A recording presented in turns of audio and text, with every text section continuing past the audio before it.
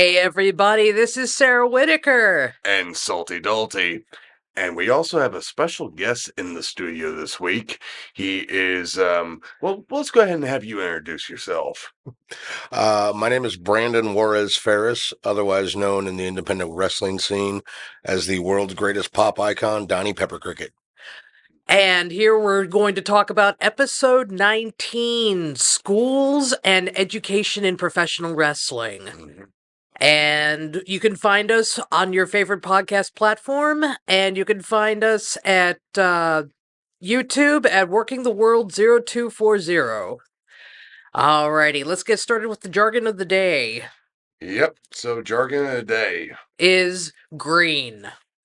We all been there. We've all been there, and especially with the whole thing about schooling and whatnot in order to fix it, it's like the education that you need in order to get out of being green is Mhm. the most important thing that you can do as a professional wrestler. It's a process. Everybody kind of gets out of being green at certain points, depending on their experience level and how quickly they catch on to the business, and also how they're taught and just how they learn just in general, even things outside wrestling. So, because I know that I was a slow learner, still am. So, and yet he's kind of getting that reaction because he actually did help train me a little bit about, God, 12 years ago, something like that.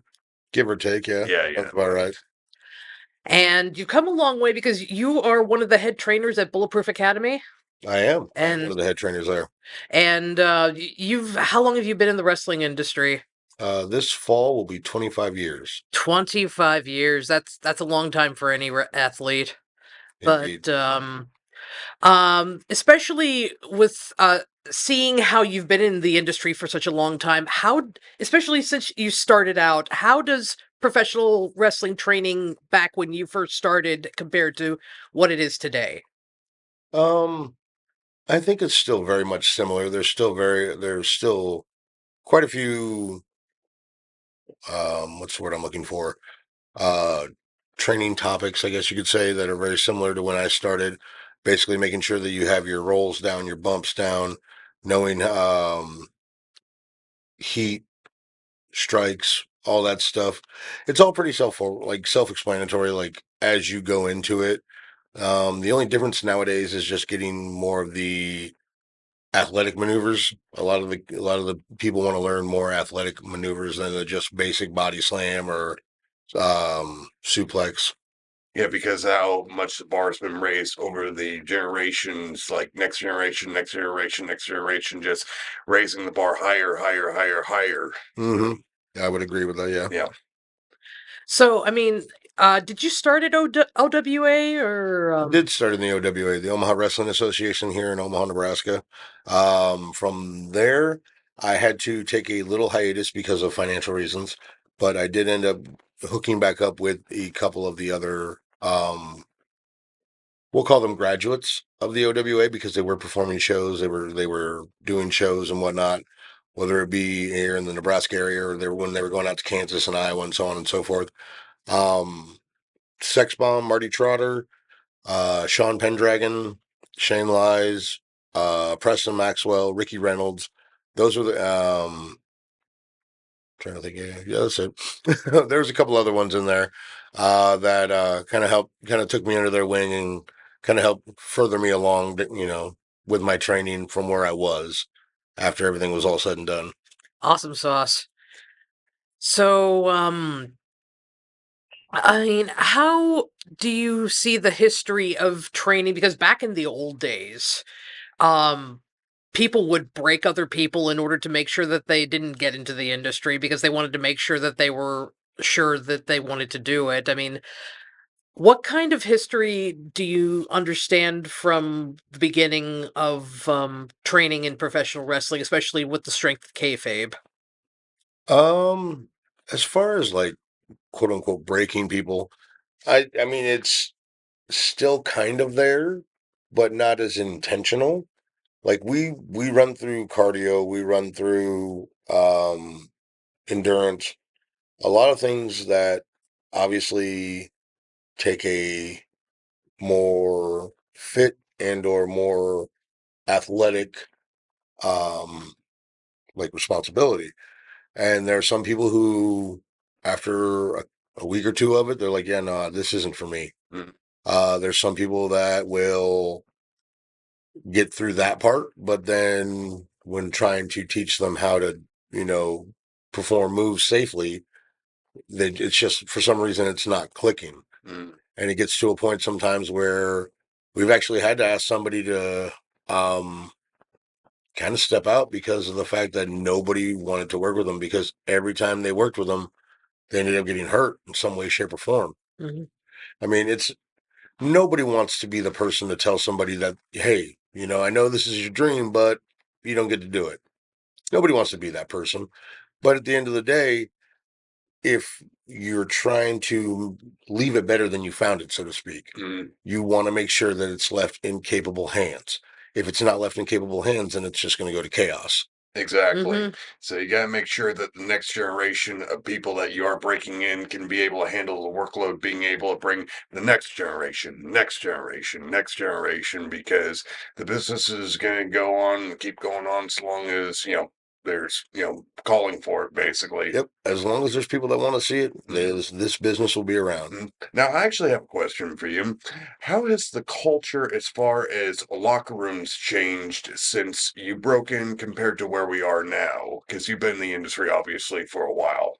From when I broke in, it was very, if you were not on the show, you do not come in the locker room. Hmm. Since that time, there's runners, there's significant others, there's uh people from the door helping out, you know, there's everybody that kind of they know when and where they can go.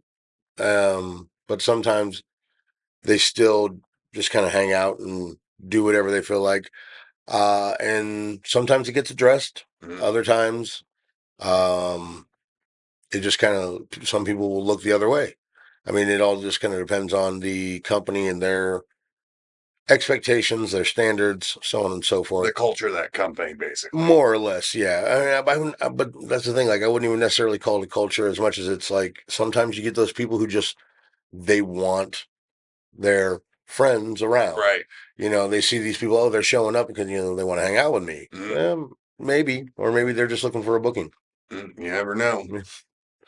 So, but especially going to the some of the training on there, it's like with the Bulletproof Academy. Mm-hmm. Like, what would you say are the most overlooked fundamentals that some wrestling schools are overlooking nowadays that you've seen, and what are some things that you actually have kind of picked up from other wrestling schools per se that you actually like? Oh, I like that. I'm going to implement that.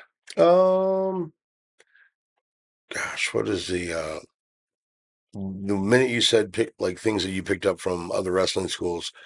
I forget the name, but it's out in SoCal. Um, some of their little warm up drills. Mm. Like they'll do you run to the corner, up and over, back roll, Hmm. run to the corner, hop up to the middle, jump off, tiger roll type thing. And like Was it Santino Brothers by chance? Santino Brothers, Yep. there we go. There we go. Yep, exactly. Yep. Santino Brothers is definitely a cool one that like I've looked at some of their warm ups and I'm like, you know what? I think our students are capable enough to where they can pull this off. Right. Obviously, not everybody's going to be able to do everything. Like There's me. certain. I'm sure if you tried hard enough, you could. You could pull it off. Well, I'd probably have to lose like another 70 pounds to get down to the weight that I was when I was first. Well, actually, that's closer to 100 pounds now from when I first broke in. Well, that's what happens. You get happy, you get healthy. You know. You, um, you tried creatine for the first time. um, but yeah, so that would be one thing where I say that I think that like you can definitely learn from other schools. One thing I've noticed that is kind of lacking in some of the other schools I've like Mm. seen people come from are strikes. Mm. Like everybody does, yeah, everybody does forearms and everything, Hmm. but just like punching, just a good solid punch is kind of hard to come by these days. Like, and a Yeah. lot of schools don't really teach striking. Yeah. Because that was one thing when I was breaking in. It's like you got to make your strikes look good. You got to connect with them, but you can't be going knocking people's teeth out with them either. And more oftentimes than not, when I was trying to find that, fine line, find that fine balance, it's just so hard to be able to get there unless you have like the neural pathways and the feel for it down. Because, especially for some people, because I understand being in some students' shoes and being in a teacher's shoes as well, it's like, well, this comes easy to me, but at the same time, nothing came easy to me. And it's like, you can kind of be, it's like, okay, I've been in this guy's shoes before. What can I do to kind of go ahead and get through to this kid? Or it's like, but there's also that part who's like, oh, yeah, I've been doing this for 10 years. It's coming easy to me. So, And then that's the biggest thing that we definitely always preach, is that it might not be easy right now, but repetition, repetition, repetition. yes. That is what's going to help improve your skills and ability. So, like everybody, like walking in day one, it's like we're critiquing their roles, the way that they're doing this, that, and the other, and they're sitting there like, I guarantee beating themselves up because I used to beat myself up Yep. every time, and I'm like, hey, you know what? Um, and actually, this last class, we're only 3 days in, and we already had two people for different personal reasons that had to step down. Right. And I told them, I'm like, here's the thing. There's millions of people out there that sit there and say, oh, I want to be a pro wrestler so bad. Oh, I want to be a pro wrestler so bad. Okay, cool. You have to go through training. Yep. It costs X amount of dollars. No pun intended, but crickets. And these kids that are still there, I tell them, I'm like, you know what? Be proud, because there's all these people that say that this is their dream and this is what they want to do and they'll do anything to do it. Yet you guys are actually doing it and you are still here. Mm-hmm. So, I mean, while yeah, you got to be hard on them because obviously they're not only putting their own lives at risk, but they're putting your life, my life, your life in risk if you get in the ring with them and they're unsure, unaware, or unknowing of their abilities. So they definitely got to be safe, but at the same time, like you can't just beat them down. Mm-hmm. It's one of those deals where it's like you got to be able to get through to them and show them it's like, hey, this is a serious business. They got to, treat it with respect. They have to treat it with reverence. And they also need to treat their peers with respect too, because, if you don't go and, take care of that guy that's, working with you, you're not going to be able to probably get booked and get money for being able to put food on your table. So, Absolutely. yeah. So it's like we need each other and we need each other to be safe and protected when we do this. Otherwise, not only that, reputation get built up for being dangerous or reckless in the ring. Nobody will want to book you. So and it's a really hard ditch to dig yourself out of. Absolutely. Hmm. So as far as train goes, like everybody goes ahead and goes over the rolls, bumps, hitting ropes, and all that. It's like, yeah, everybody kind of has their own little style on there. But what point do you introduce like into the training after they do that psychology, how to work, how to put a match together? So, we try to keep the intensive basic classes about 12 weeks long. Hmm. So about 3 months, 3 nights a week. From there, we're teaching as fast as they're catching on. Hmm. Like obviously, we're not sitting here rushing everybody through saying, "Okay, yep, good, you're done." Yep. But we're getting them through. We're making sure that they understand the components, understand, and I'd say probably the last month, month and a half, depending on the size of the class, B on the more or less the wherewithal Hmm. of the individuals involved, will take kind of putting together a little 6 to 8 minute match, Hmm. teaching that psychology, teaching the whole storytelling of the beginning, middle, end, Hmm. the roller coaster ride, whatever analogy you want to use for it. Right. Um, The 7-step match, basically. More or less, yeah. Yeah. And then so from there, it's just kind of from there. That's when we really kind of like get on them and nitpick all the details. It's like, no, you just did a lazy lockup. Hmm. I'm not going to believe that. You Yeah. do that in a match. You gotta bring that intensity and make them suspend their disbelief. Absolutely. And if you don't do that, I lost interest. I'm going to go from that to, okay, Yep. yep, I'm on my phone now. Yep. So, I mean, and especially with those distractions nowadays, it is harder to keep the people, and plus they know it's work. It's harder to get them to suspend their disbelief probably more than ever, unless like you go to a show and they outlaw the rules like, oh, please turn off your cell phones, please. Yeah, and like there's still people that will suspend disbelief to the point to where they feel like it's reality. Mhm. I mean, I just did that storyline with Joey Anderson, and he was telling me how he got all these people shooting him messages saying, "Man, that was messed up what Donnie did to Yep. you. You know, pouring alcohol down your throat, blah blah blah blah blah." We got him. Yep. Mhm. I've been in your shoes with certain angles around here. I'm not going to go into that, but Sarah knows what I'm talking about. But but anyway, so I want to go ahead and wrap this up on like the train side of it for what are some matches that you personally recommend that are maybe on YouTube or other social media platforms that you would go and recommend watching to learn how to, be a better worker that is like, especially more or less for like a somebody who's green in the business, kind of get the feel of it. It's like, okay, this is what I believe that wrestling should be like as a trainer to be able to learn from. I mean, there's a million different directions I can go with that. Mm, If you're looking for selling, Ricky Morton. mm, If you're looking for character, Dusty Rhodes. If you're looking for like good heel, Ric Flair. mm, If you're looking for more the high flying aspect, Rey Mysterio. mm, If you're looking for a mix of some of these things, Owen mm. Hart.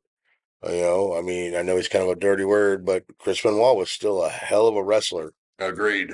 Everything outside of wrestling, obviously, kind of, Mhm. yeah, that's what made him, not have the legacy that he should.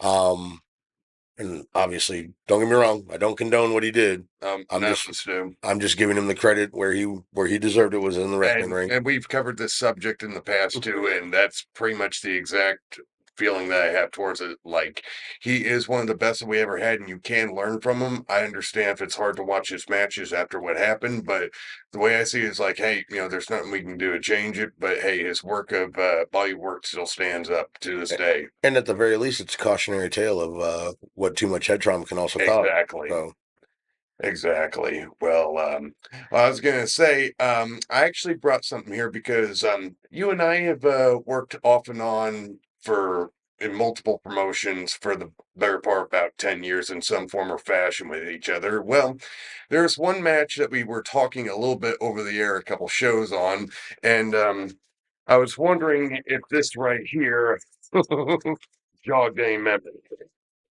a few. All right, so are they good memories or is it more like PTSD? No, it was a good memory. Yeah, good memory. So do you want to go ahead and go into some detail on your side of everything? Because I've kind of told a little bit of my side, but I always wanted to kind of go back and like rehash on some of your memories on this one because this was definitely a memorable match for me. It was kind of my first like big main event match that I've ever like been a part of, major feud that I've been a part of. So floor is yours. Honestly, I would say, first off, I feel I feel bad because we didn't get to perform in front of a much larger audience. Yes. Um, but nevertheless, just everything leading up to it, all the little back and forth shenanigans leading up to it, the match itself with all the ups and downs and the Yes. whole like quote unquote costume change for me before we actually got the match underway. Yeah. It was fun. Like it's just, you going out there and it's one of those where it's you're better off asking for forgiveness than permission. Yes. Mhm. Well, I was gonna say one thing that I think we might have left out on that, but didn't you have like a double or triple shot that weekend? You were coming from another state before the Sunday show. Yeah, I think so. I think Friday we were here. I think Friday, yeah, because we were here in Omaha, somewhere in Iowa, like all the way on the other side of Iowa. Mhm. And then, or no, wait, was that when we came back from Texas? It might have been. Oh, well then, Yeah. so then that was okay. So we're Friday night we were in Texas. Saturday we were in South Dakota. Mhm. Sunday we were in trainer. Yep. Jesus, God, what were we thinking? Yeah, well, there's a reason when I was getting broken, certain guys would call you the road warrior. And it's like, yeah, you definitely proved it that evening. And I guess I was the cherry on the icing on the cake on there, kind of all three mixed together. But there's a lot of things. I don't know if I even told you about this match until, maybe now and all that. But I actually, after, right before that match when we were going to book it originally in February, I actually tore my rotator cuff off the bone. And I gained a lot of weight and I was trying to rehab that shoulder injury. And I don't know if you remember this because of how hard you got hit on there, but the one that we always bring up because the match is on YouTube and it's under the LWE account under a free match. But you decided that you wanted to go ahead and full Nelson me and go ahead and pass me around like a village bicycle, exposing my chest to the fans. No, I forgot. I forgot about that. I thought I did do. I know. Remember, we did the whole chop Yep. spot, but I didn't think I put you in a full Nelson. I feel bad now. I'm sorry. Yeah. Yeah, no, it was either a full Nelson or a double chicken wing. I have to go back and watch the match. And then you go ahead and bring me over to a super fan that is usually very friendly with the bad guys. And you're expecting one result and you end up getting another one. Well, I mean, you never know until you try. Exactly. Rehashing. There's a wrestling fan around the area. He's a super fan. His name's Deaf Daniel. Of course, he was born deaf, and he is a huge fan of the heels.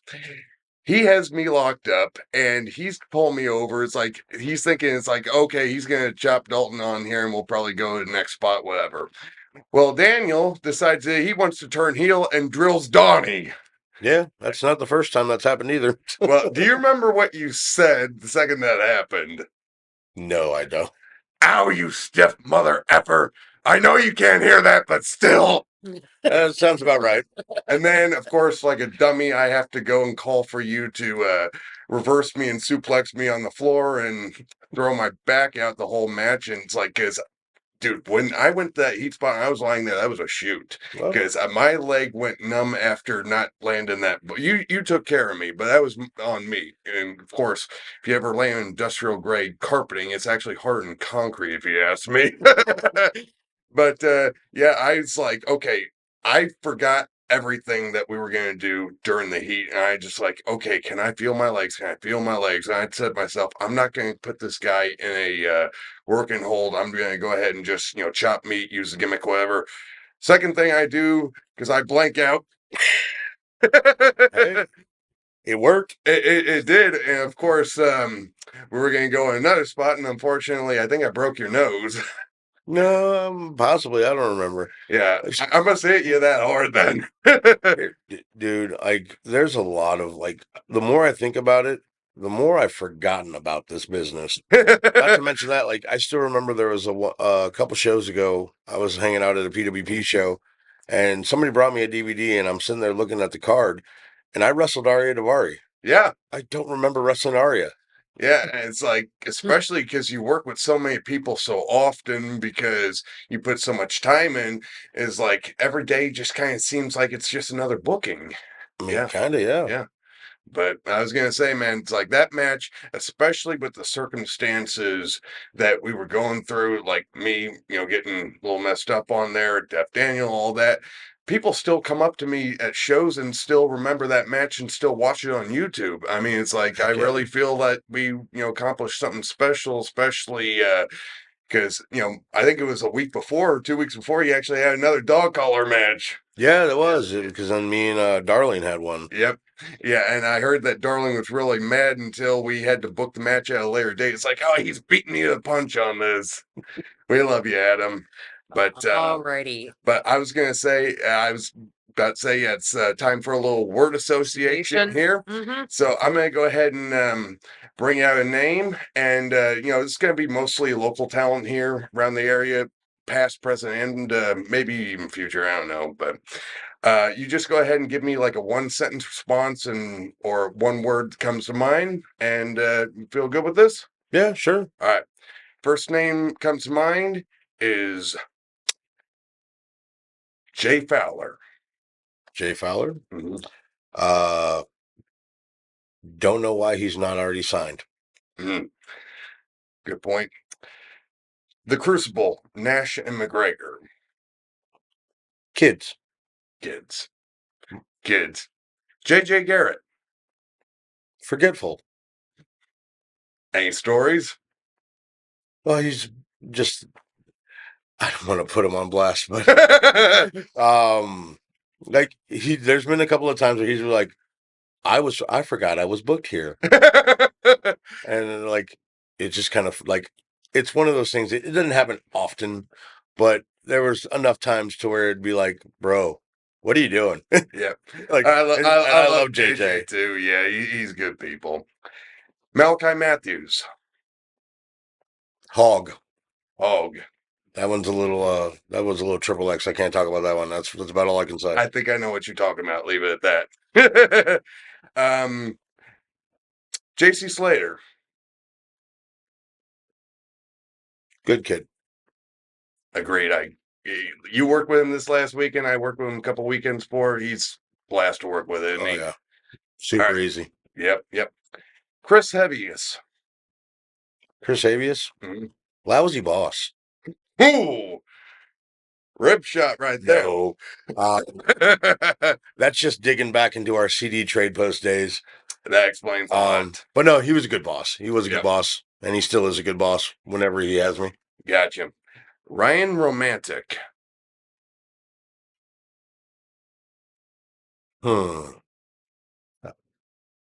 Double stuff Oreos? I thought that was never mind.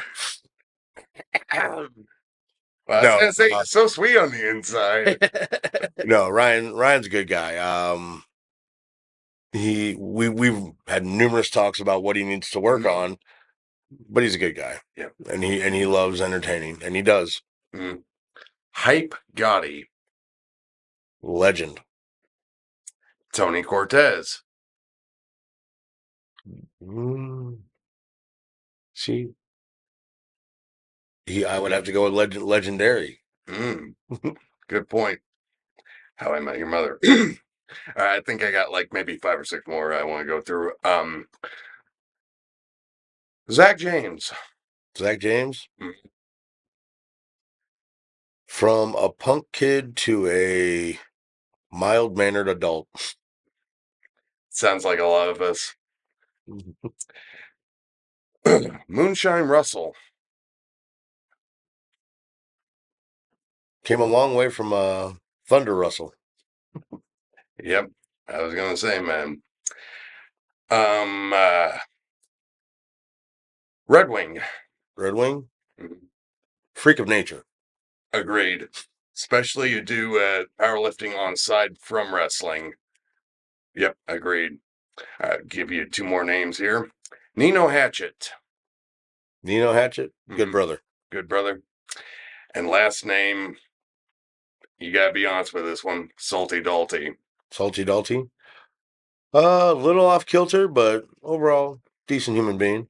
I appreciate that. Well, especially coming from wrestling dad, so.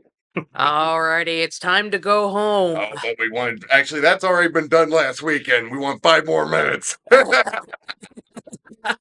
I just had to. Thank you, Branden, for coming on here. Not a problem. Thank you for having me. And tell us a little bit about the Bulletproof Academy and where you can find it. Yep, not a problem. So if you go onto Facebook and or Instagram, Bulletproof Academy, we have a page there. We're getting a little bit better at posting more and more often with social media stuff. So just make sure you keep an eye out there. If you're interested in training, please reach out.